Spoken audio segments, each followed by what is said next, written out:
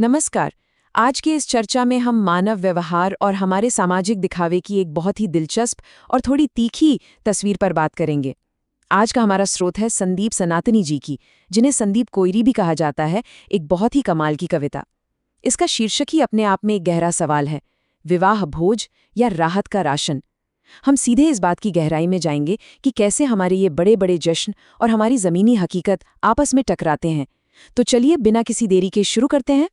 जरा एक पल के लिए इस सवाल पर गौर कीजिए। जब भी हम किसी बड़ी भव्य शादी में जाते हैं तो क्या उम्मीद होती है? खुशियां, जश्न का माहौल, सुकून, है ना? लेकिन लेखक हमारा ध्यान बिल्कुल एक अलग ही नज़ारे की तरफ खींचते हैं। खाने के स्टॉल के सामने जो वो लंबी धक्का मुक्की वाली भीड़ लगी होती है, क्या वो सच में किसी खुशी के जश्न का हिस्सा लगती है, या फिर किसी आपदा में बांटे जा रहे राहत राशन की लाइन जैसी? सच कहूं तो ये एक ऐसा नज़ारा है जो हम सब ने देखा है, बस शायद ही कभी इस नज़रिए से इसके बारे में सोचा हो। तो आइए इसे थोड़ा और करीब से समझते हैं। हमारा पहला भाग है शादी की अजीब कतार। अब यहाँ कवि ने जिस असल तस्वीर को शब्दों में उतारा है वो वाकई सोचने पर मजबूर करती है। संदीप जी लिखते हैं, लोग लागल रहले कतार में, देख ली उ बारात में। जब वो एक बारात में लोगों को इस तरह लंबी लाइन में खड़े देखते हैं तो उनके दिमाग में अचानक ये ख्याल आता है कि भाई क्या लोग यहाँ सच में खुश होकर लाइन में लगे हैं? मतलब एक तरफ तो शानदार रोशनियां हैं, बढ़िया संगीत बज रहा है, सब एकदम सज धज कर आए हैं, और दूसरी तरफ खाने की प्लेट के लिए ऐसा संघर्ष चल रहा है जो सीधे किसी इमरजेंसी में मिलने वाले मुफ्त राशन की याद दिलाता है। ये पूरा दृश्य कितना अजीब और विरोधाभासी है। और बस यहीं से जन्म होता है हमारे दूसरे बिंदु का, भूख की विडंबना।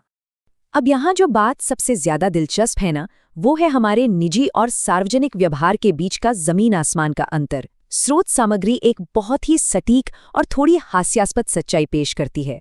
वही इंसान जो घर पे इतना नखरे वाला होता है कि उसे बिस्तर पर खाना चाहिए, जो घर में जरा सी भी असुविधा बर्दाश्त नहीं करता, वही इंसान शादी में बफे की लाइन में खड़े होकर धक्के खा रहा होता है। सोचिए जरा, निजी जिंदगी का वो सारा रुतबा, वो सारा आराम बुफे लाइन में एक प्लेट के लिए अचानक गायब हो जाता है। और ऐसा होता क्यों है? लेखक इसका बहुत सीधा सा जवाब देते हैं। मतलब वो खुशी से ना ही, बस भूख मारेला कतार में धक्का सहाता। इसका सीधा सा अर्थ है कि लोग उस लाइन में किसी खुशी या उल्लास की वजह से नहीं खड़े हैं, वो बस अपनी भूख को शांत करने के लिए उन धक्कों को सह रहे हैं। यहाँ भूख जैसी एक बहुत ही बुनियादी जरूरत हमारे उस सारे सामाजिक दिखावे और शिष्टाचार पर हावी हो जाती है। ये सच में एक ऐसा तमाशा है जहाँ अच्छे खासे कपड़ों में सजे लोग महज एक प्लेट खाने के लिए अपनी गरिमा को किनारे रख देते हैं। लेकिन रुकिए, बात सिर्फ भूख की नहीं है। इसके पीछे एक और बड़ा कारण काम कर रहा है, जिसे हम अपने तीसरे खंड में देखते हैं, प्रतिष्ठा का भ्रम। तो यहाँ सबसे अहम बात क्या है? इस पूरे सांस्कृतिक ताने बाने के केंद्र में सिर्फ एक ही शब्द है, और वो है दिखावा।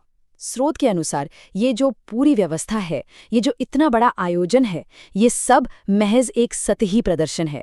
ये समाज में अपने पैसे और अपनी झूठी प्रतिष्ठा को साबित करने का एक जरिया बन गया है। सच तो ये है कि शादी या जश्न तो बस एक बहाना है। असली मकसद तो इस दिखावे के जरिए समाज पर अपना प्रभाव छोड़ना होता है। लेखक इस मानसिकता को एकदम साफ करते हुए कहते हैं कि ये सारा चक्कर दिखावे का है। और इसके पीछे मुख्य कारण क्या है? झूठी इज्जत, समाज में अपना नाम चलाना, प्रसिद्धि पाना और अपनी झूठी बड़ाई सुनना। लोग अपनी हैसियत से कई ज्यादा पैसा खर्च करते हैं, हजारों की भीड़ जुटाते हैं, सिर्फ ये दिखाने के लिए कि समाज में उनका रुतबा कितना ऊंचा है। और ये एक ऐसा थका देने वाला चक्र है ना, जिसमें मेजबान और मेहमान दोनों ही बुरी तरह फंसे हुए हैं। एक तरफ मेजबान अपनी शान दिखाने के लिए अंधाधुन खर्च कर रहा है, और दूसरी तरफ मेहमान उस शान का हिस्सा बनने के लिए लाइनों में धक्के खा रहा है। लेकिन क्या इस पूरी भागदौड़ का कोई असली फायदा होता है? लेखक बड़ी ही बेबाकी से कहते हैं, केहू पावलस ना बड़ापन आज तक ई देखावा से बस 2-4 दिन के अलावा। मतलब आज तक किसी ने भी इस दिखावे से कोई सच्ची या हमेशा रहने वाली महानता हासिल नहीं की है। ये नाम, ये बड़ाई सब बस 2-4 दिन की बात होती है। जैसे ही शादी खत्म होती है, टेंट उखड़ता है, लोग सब भूल जाते हैं।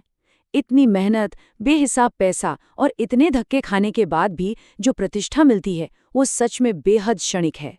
और ये सारी बातें हमें इस विश्लेषण के आखिरी और सबसे तीखे निष्कर्ष की तरफ ले जाती हैं, दावत के भेष में राशन। और ये हिस्सा बहुत ही शानदार तरीके से ये स्पष्ट करता है कि संदीप सनातनी जी ने अपने अनुभव का क्या निचोड़ निकाला।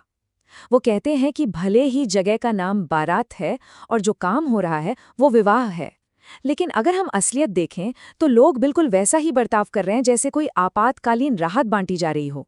किसी को किसी की कोई परवाह नहीं है, बस एक दूसरे को धक्का देकर अपनी थाली भरने की होड़ मची हुई है। आयोजन चाहे कितना भी भव्य क्यों ना हो, आखिर में वो एक हताश कर देने वाली भीड़ में ही तब्दील हो जाता है। तो इस चर्चा के अंत में ये स्रोत सामग्री हमें एक बहुत ही प्रासंगिक और गहरे सवाल के साथ छोड़ जाती है। क्या धन और हैसियत के इस खोखले सामाजिक दिखावे से सच में किसी को कोई सच्ची महानता मिलती है?